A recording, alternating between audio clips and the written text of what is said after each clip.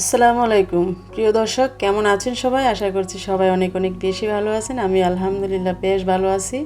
আজকে আমি ঝটপট একটা নাস্তার তৈরি করে দেখাবো আপনাদেরকে। দেখতে পাচ্ছেন, এটা হচ্ছে মোগলাই পরোটা। কিভাবে অল্প সময়ে আপনারা মোগলাই পরোটা তৈরি করতে পারেন সেটাই শেয়ার করব। এটা কিন্তু বাচ্চারা খুবই পছন্দ করে। তো এখানে আমি একটা মিক্সিং বলে 1 কাপ ময়দা নিয়েছি, আর একটা ডিম দিয়ে আমি কিভাবে একটা মোগলাই পরোটা বানাই সেটা দেখাচ্ছি। তো এখানে স্বাদ মতো দিয়ে দিলাম লবণ, 1 টেবিল চামচ দিয়ে দিলাম চিনি, আর এখানে আমি দিয়ে দিব সাদা তেল। এখানে 3 টেবিল চামচের মতো আমি সাদা তেল ইউজ করব। তো তেলটা একটু বাড়িয়ে দিতে হয়, কারণ তেলটা দিলে আটার যে ময়ানটা ওইটা খুব ভালো হয় আর খেতে খুবই খাস্তা খাস্তা লাগে। মোগলাই পরোটা খুব ভালো লাগে। তো চামচটা দিয়ে আমি একটু মিক্সড করে নিয়েছি। এখন চামচের আর কাজ নেই, এখন হাত দিয়ে আমি ভালো করে এটাকে ময়ান করে নিচ্ছি। এতে দেখতে পাচ্ছেন খুব ভালো করে কিন্তু এটাকে ময়ান করে নিতে হবে। আর এটা ময়ানটা যত ভালো হবে এটা খেতে কিন্তু ততটাই মজা লাগবে। তো এখন দেখতেই পাচ্ছেন আমার ময়ানটা কিন্তু হয়ে গেছে, আর আমি এটা খুব সহজে দলা পাকিয়ে যাচ্ছে, মানে এটা পারফেক্টভাবে হয়ে গেছে। তো এখন আমি এটাতে হালকা কুসুম গরম পানি মিক্সড করব। আর পানিটা একবারে মেশাতে যাবেন না, এটা অল্প অল্প করে মেশাতে হবে।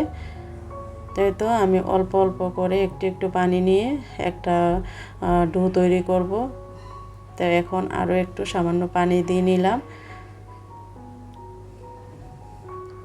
তো এরকম করে আমি একটু একটু পানি অ্যাড করব।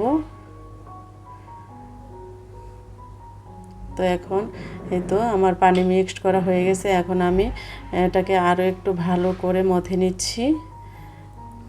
তো এই তো মথা হয়ে গেছে। তো 1 কাপ আটাতে কিন্তু আমার এরকম হয়েছে। তো আপনারা চাইলে এটা ময়দা দিয়েও করতে পারেন। তো আমার হাতের কাছে আটা ছিল, আমি এটা দিয়ে করছি। তো আমি একটা প্লেট দিয়ে এটাকে ঢেকে রেস্টে রেখে দেবো আধা ঘন্টার মতো। তো এদিক দিয়ে আমি ডিমের যে মিশ্রণটা ওইটা রেডি করতেছি। তো একটা বাটিতে আমি পেঁয়াজ কুচি দিয়ে দিলাম পরিমাণ মতো, একটু রসুন কুচি দিলাম, একটু আদা কুচি দিলাম। তো এখানে 2টা কাঁচামরিচ কুচি করে দিয়ে দিয়েছি, আর দিয়ে দিলাম এখানে ধনিয়া পাতা কুচি।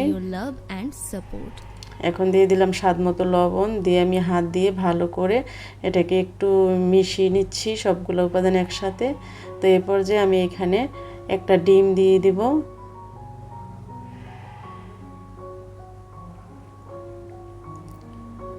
তা এখন একটা চামচের সাহায্যে আমি এটাকে ভালো করে নেড়ে চেড়ে নিচ্ছি।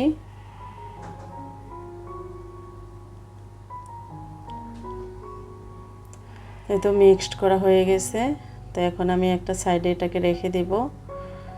তো এদিক দিয়ে আমার যে ডোটা করেছিলাম এটা কিন্তু একদম সেট হয়ে গেছে। দেখুন খুব সুন্দরভাবে কিন্তু সেট হয়ে গেছে। তো এখন এটাকে আমি আরও একটু মথে নিচ্ছি। তো এই টাচটা আমি সবসময় ক্লিন করে রাখি। আপনারা ভাবতে পারেন যে এখানে এটাকে মথতেছে, আমি এখানে সবসময় রুটি বানাই। তো এখন আমি এটাকে এখানে বেলে নিব। তো আমি রুটির শেপ আকারে করে নিয়েছি। তো সামান্য পরিমাণ একটু ময়দা বা আটা ছিটিয়ে যে তারপরে এটাকে আমি বেলে নিব।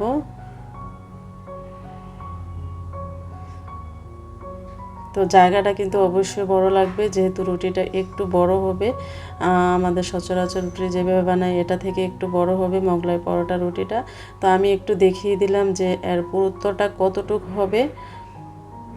তো এখন আমার রুটি বেলা শেষ। এখন আমি ডিমের মিশ্রণটা এর মধ্যে পুরোটা দিয়ে দেব। একটা ডিম এখানে আমি কিন্তু দিয়ে দিলাম, যেহেতু রুটিটা অনেক বড়।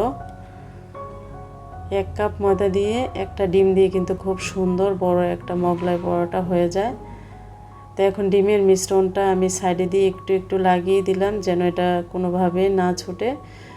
তো আমি এভাবে 4 ভাঁজ দিয়ে একটা মোগলাইয়ের শেপ দিয়ে নিলাম। তো এখন চুলায় চলে আসছে। তো আগে থেকে আমি প্যানে তেলটাকে গরমে বসিয়ে দিয়েছিলাম। তো এখন তেলের মধ্যে আমি মোগলাইটা দিয়ে দিলাম। তো এটা কিন্তু মিডিয়াম আছে করে নিতে হবে, বেশি হাই হিট করলে কিন্তু ভিতরে কাঁচা থেকে যাবে। তো এখন আমি তেলটাকে এভাবে উপরে একটু দিয়ে দিচ্ছি যেন উপরটাও হয়ে যায়। তো এটা কিন্তু ধৈর্য ধরে ভালো করে ভিতরটা কুক করে নিতে হবে। তো এই তো আমার এক পাশ হয়ে গেছে। তো এখন আমি এটাকে উল্টে দিলাম। তো আমার এই পাশটা একটু কড়াই হয়ে গিয়েছিল। তো এখন আমি অফ ক্যামেরায় আমি আরও একটু ভালো করে কুক করে নিয়েছি। এখন আবার উল্টে দিলাম। তো এরকম করে আমি এটাকে ভালো করে ভেজে নিয়েছি। তো এর উপরে কিন্তু একটু এভাবে তেল ছিটিয়ে দিলে কিন্তু খুব সুন্দরভাবে ভেতরটা হয়ে যায়। তো এখন আমি তেলটা ছেঁকে ভালো করে উঠিয়ে নিয়েছি। তো হয়ে গেল আমার মোগলাই পরোটা। তো একদম রেস্টুরেন্ট স্টাইলে কিন্তু আমি বানানোর চেষ্টা করেছি। তো এখন আমি একটা নাইফ দিয়ে এটাকে কেটে নিব গরম গরম থাকা অবস্থায়। তো আজকের ভিডিওটি কেমন লাগলো প্লিজ আপনারা কমেন্ট করে জানাবেন, আর লাইক দিতে ভুলবেন না, আর সাবস্ক্রাইব করে আপনারা আমার পাশেই থাকবেন। আমার চ্যানেলটি যদি মনে হয় যে সাবস্ক্রাইব করার যোগ্য তাহলে প্লিজ সাবস্ক্রাইব করে দিবেন। আর নেক্সট ভিডিওতে আবারও কথা হবে নতুন কোনো রেসিপি নিয়ে। এই পর্যন্তই, সবাই ভালো থাকবেন, সুস্থ থাকবেন। আল্লাহ হাফিজ।